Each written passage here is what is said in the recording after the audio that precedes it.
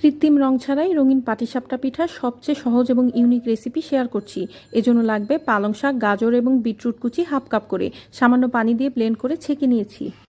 শুকনো উপকরণ: চালের গুঁড়ো 1 কাপ, ময়দা হাফ কাপ, এলাচ গুঁড়ো হাফ চামচ, লবণ 1/4 চামচ, গুঁড়ো দুধ 2 টেবিল চামচ, চিনি 1/4 চামচ। সবকিছু ভালোভাবে মিশিয়ে 3 ভাগে ভাগ করে নিলাম। প্রথম ভাগে অ্যাড করে দিলাম গাজরের জুস। দ্বিতীয় মিশ্রণ তৈরি করব বিটরুটের জুস দিয়ে। তৃতীয় ব্যাটারটা তৈরি করে নিচ্ছি পালং শাকের জুস দিয়ে। 3 রঙের ব্যাটার তৈরি হয়ে গেল। খিরসার জন্য লাগবে তরল দুধ 1 কাপ, গুঁড়ো দুধ হাফ কাপ, চালের গুঁড়ো 2 টেবিল চামচ, গুড় 1/4 কাপ।